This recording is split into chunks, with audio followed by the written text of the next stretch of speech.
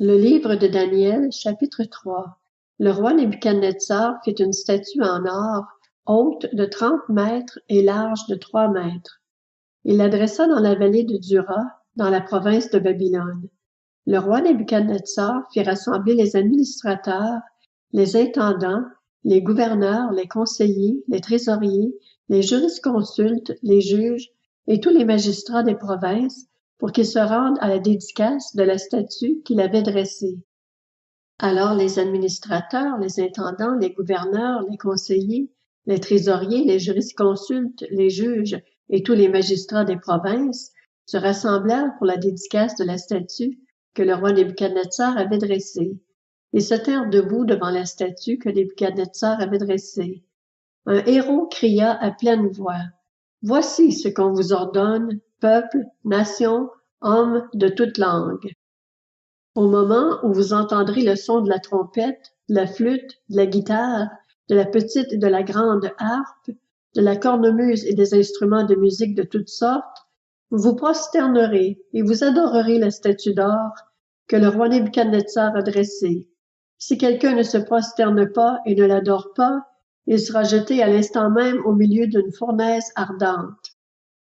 C'est pourquoi, au moment où tous les peuples entendirent le son de la trompette, de la flûte, de la guitare, de la petite et de la grande harpe et des instruments de musique de toutes sortes, tous les peuples, les nations et les hommes de toute langue se prosternèrent et adorèrent la statue en or que le roi Nebuchadnezzar avait dressée.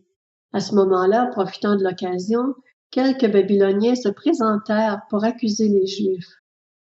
Ils prirent la parole et dirent au roi Nebuchadnezzar, « Roi, puisses-tu vivre toujours?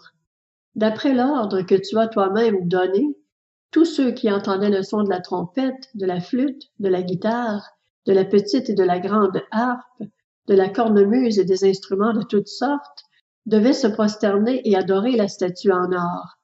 D'après le même ordre, si quelqu'un ne se prosternait pas pour adorer la statue, il devait être jeté au milieu d'une fournaise ardente. Or, il y a des Juifs à qui tu as confié l'administration de la province de Babylone, Shadrach, Meshach et Abed-Négo. Ces hommes ne tiennent aucun compte de ton ordre, roi.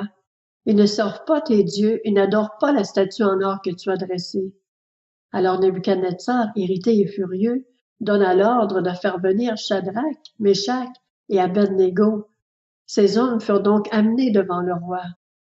Nebuchadnezzar prit la parole et leur dit, « Est-il vrai, Shadrach, Meshach et Abed-Négo, que vous ne servez pas mes dieux et que vous n'adorez pas la statue en or que j'ai dressée? Maintenant, tenez-vous prêts, et au moment où vous entendrez le son de la trompette, de la flûte, de la guitare, de la petite et de la grande harpe, de la cornemuse et des instruments de toutes sortes, vous vous prosternerez et vous adorerez la statue que j'ai faite. Si vous ne l'adorez pas, vous serez immédiatement jeté au milieu d'une fournaise ardente. Quel est le Dieu qui pourra alors vous délivrer de mon pouvoir? » Shadrach, Meshach et Abed-Négo répliquèrent au roi Nebuchadnezzar, « Nous n'avons pas besoin de te répondre là-dessus. Notre Dieu, celui que nous servons, peut nous délivrer de la fournaise ardente, et il nous délivrera de ton pouvoir, roi.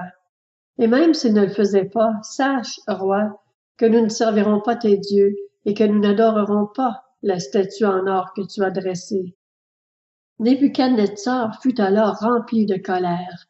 Il changea de visage vis-à-vis de Shadrach, Meshach et Abed-Négo. Reprenant la parole, il ordonna de chauffer la fournaise 7 fois plus que d'habitude.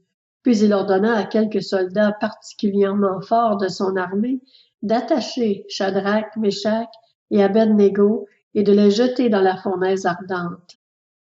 Ces hommes furent alors attachés, habillés de leurs caleçons, de leurs tuniques, de leurs manteaux et de leurs autres vêtements, et ils furent jetés au milieu de la fournaise ardente.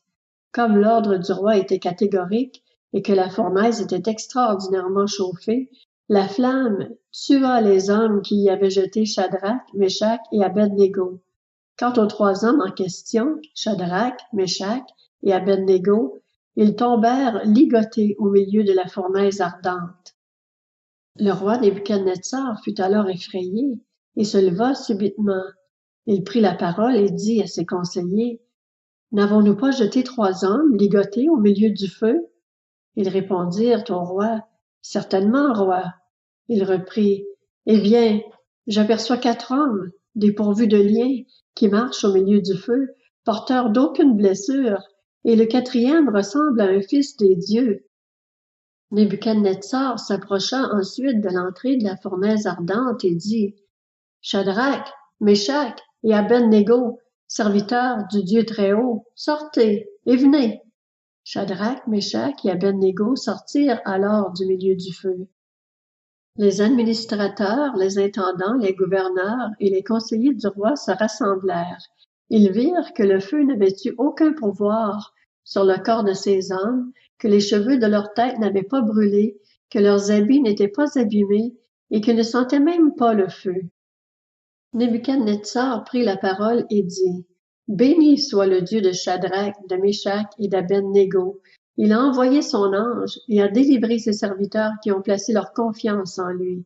Ils n'ont pas hésité à enfreindre l'ordre du roi et à risquer leur vie plutôt que de servir et d'adorer un autre Dieu que leur Dieu.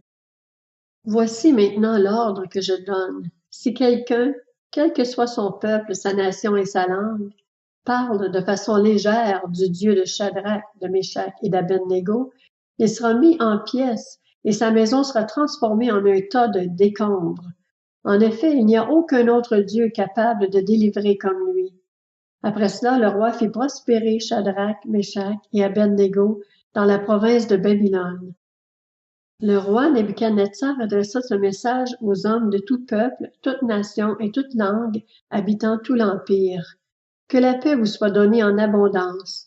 Il m'a semblé bon de vous faire connaître les signes et les miracles que le Dieu très haut a accomplis vis-à-vis de moi.